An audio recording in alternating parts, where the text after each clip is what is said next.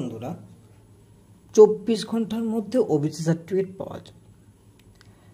হ্যাঁ, ঠিকই শুনেছ। ব্যাপারটা কি বলতো, এমন কিছু টিপস রয়েছে যে টিপসগুলো ইউজ করলে নতুন করে যে ওবিসি সার্টিফিকেট পশ্চিমবঙ্গ সরকার দ্বারা প্রদান করা হচ্ছে সেই সার্টিফিকেট কিন্তু তোমরা 24 ঘন্টায় পেয়ে যাবে। আমি নিজে পেয়েছি 24 ঘন্টায় এবং তোমরাও পাবে। সেখানে হয়তো খুব বেশি হলে 2 দিন লাগতে পারে, মানে 48 ঘন্টা লাগতে পারে, কিন্তু তারপরে না লাগারই কথা। তো তার জন্য বেশ কিছু টিপস ইউজ করতে হবে। আমি আগের ভিডিওগুলোতে কিভাবে অ্যাপ্লিকেশান করতে হবে অনলাইন এবং আমি কি পেয়েছি, কোথায় পেয়েছি, সম্পূর্ণ দেওয়া আছে। তো আমি এই ভিডিওর মাধ্যমে তোমাদেরকে সেই টিপসগুলো বলবো যে যা করলে তোমরা অবশ্যই 24 ঘন্টা থেকে 48 ঘন্টার মধ্যে অনলাইনে তোমাদের ডিজিটাল ইস্যু করা এবং রিভ্যালিডেশন করা সার্টিফিকেট 100% পাবে।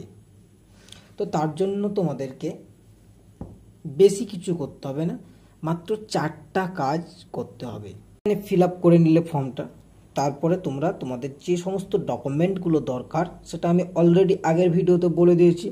সেই 7টা ডকুমেন্ট কিন্তু তোমরা রেডি রাখবে। যেমন ফর্ম A1, অ্যাকনোলেজমেন্ট, তারপরে original OBC certificate, income certificate, EPIC card etcetera, Aadhaar card, তারপরে ইস্যু করা রেসিডেন্সিয়াল সার্টিফিকেট, এই সমস্ত জিনিসগুলো যেগুলো আমি তোমাদেরকে আগের ভিডিওতে বলে দিয়েছি সেইগুলো কিন্তু তোমরা যথাযথ একটা পিন আপ করে নিয়ে যাবে।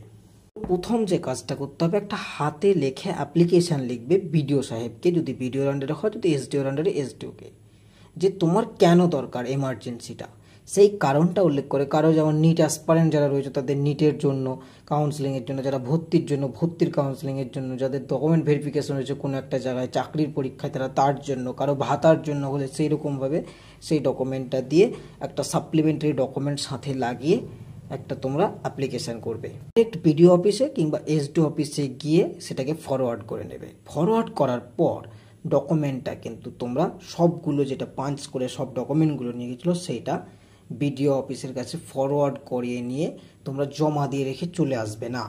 জমা দিলে হবে না, সঙ্গে সঙ্গে বিডিওর যে ইন্সপেক্টর রয়েছে তার কাছ থেকে তোমরা একটা লিস্ট পেয়ে যাবে।